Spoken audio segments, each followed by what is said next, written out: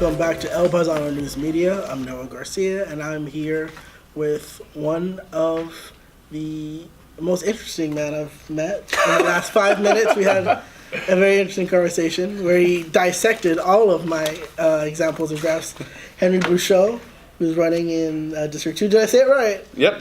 Amazing. Now, That's right. Let's just talk a bit about your background. What have you experienced that you feel will be really beneficial to your position as the representative of District 2?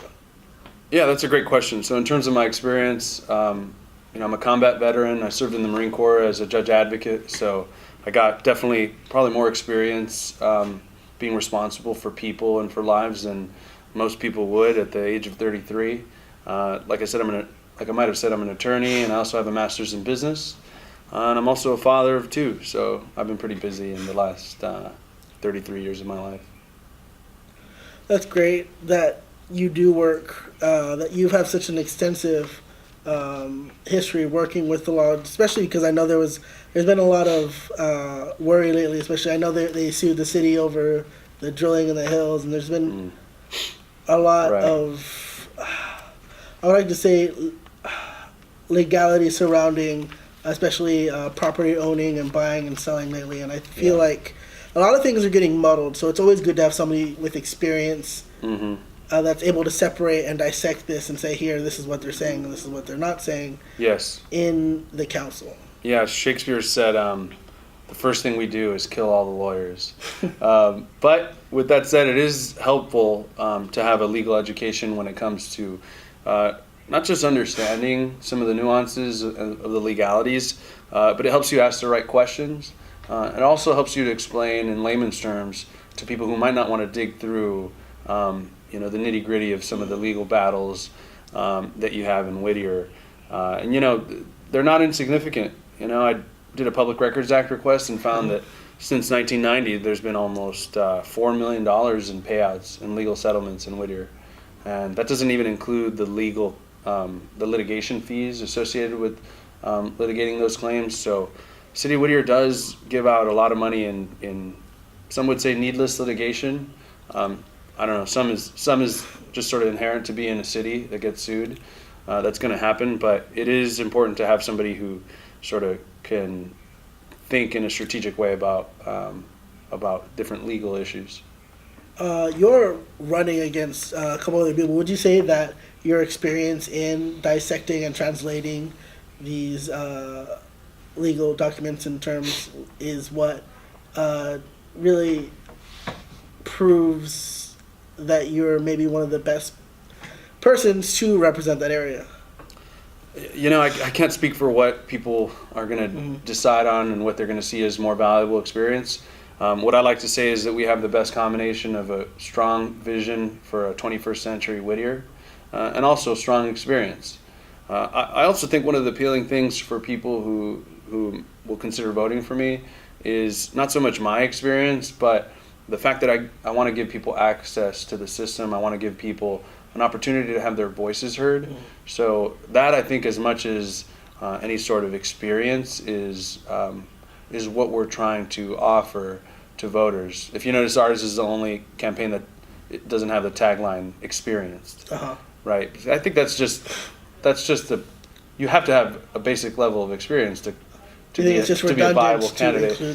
I think it is. I think it's at least for our campaign, our focus is on change and change for the better. Just speaking on the subject of change, would you feel of these two ideas that which do you feel is better representative in today's time? One, that those already in the council have misused their sources and their positions, or that it's just the fact that Whittier's turning a different direction and we need to bring in new people that will take them to a direction that will benefit Whittier the most? Yeah, that's an interesting question. I think many people do feel in their heart the former. They've lost a sense of trust, right? They say familiarity breeds contempt, and there might be some of that going on. We don't have term limits in Whittier, so for example, I'm running against somebody who's seeking their 10th term He's on the been there city for a council. bit. So part of that is in the last few years there have been several instances where people just didn't feel really confident about the decisions that were being made. You know, they just felt there were some head scratching decisions, and so yeah, I think there's some lack of confidence in the voter populace here. I feel it talking to people at the door. I've knocked on 2,500 doors by myself, and so you do hear a lot of that. But I think what I'd like to focus on and accentuate is what you're saying, that people are looking for a change. I don't think it's being critical to say that people want a new look. They want different ideas. They want a different approach than what they've been getting. And this is a good time to make that transition because we're not in a recession. The city is more or less fiscally solvent.